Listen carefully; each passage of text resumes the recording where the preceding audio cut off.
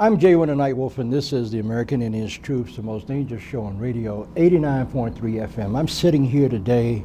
I am honored to see my old friend and my brother, Minister Louis Farrakhan, and we're having a very candid, open discussion. The native people, from what I read, own 58 million acres of land in what is called the United States. We have over 300, some say over 500 tribes, 58 million acres of land. 3.1 million acres of that land is arable, productive land. And nearly 40% of that is in trust. I don't understand that.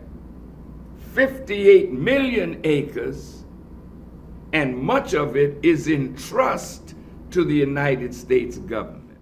All the more reason why our unity and our bond of brotherly love with each other will give us the strength to overturn and force the land back into our hands. Break the leases that are sucking the lifeblood of the Native American people. We can't do it as long as you are where you are, we are where we are, and the tribes are not forming that great bond so that when they come to Washington on the 24th or the 22nd and petition, the government sits back and listens and say, yes, yes, yes. And the future is in the land, but the land is in trust. The hell it is. We can break that trust, but it's going to take unity to do it. That's why I'm asking all of us to come to Washington together as a unit to speak to this government, and then there is an or else clause there.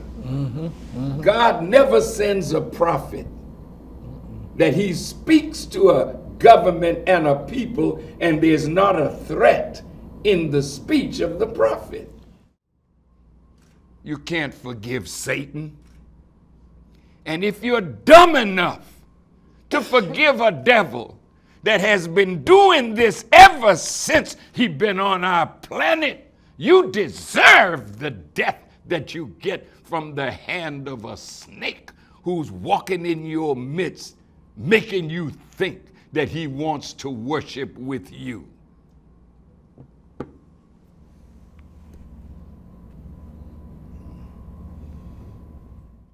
So some of my brothers used to say, free the land. And if the land and much of it is in trust, we need to free the land. And we can do it if we are united and, wait a minute, and we are willing to not talk about it, but be willing to pay the price to free the land. There is no freedom without the shedding of blood. I'm sorry to have to say that. Nonviolence is not going to bring the land back to us. Our unity will keep us from having to fire a shot. But if we are not united, the only way we're going to get what belongs to us is to make up our minds either to live to get it or die trying to get it.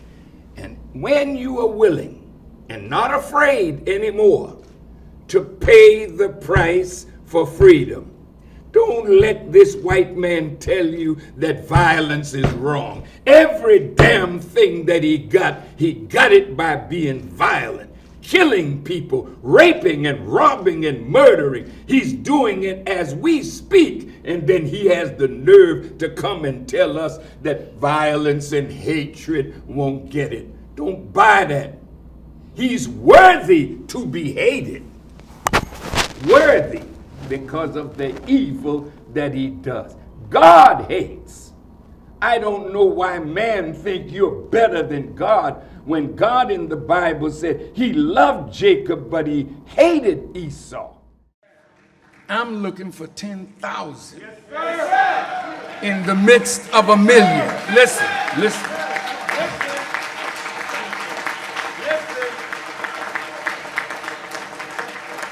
I'm looking for 10,000 in the midst of the million. Millions. Midst of the million. 10,000 fearless men who say death is sweeter than continued life under tyranny.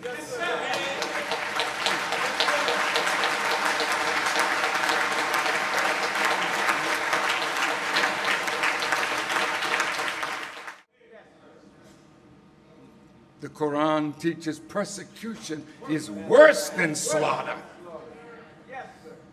Then it says retaliation is prescribed in matters of the slain.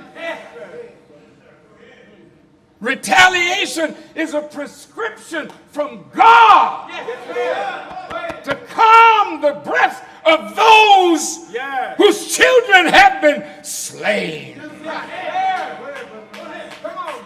So if the federal government will not intercede in our affairs, then we must rise up and kill those who kill us. Stop them and kill them and let them feel the pain of death that we are feeling.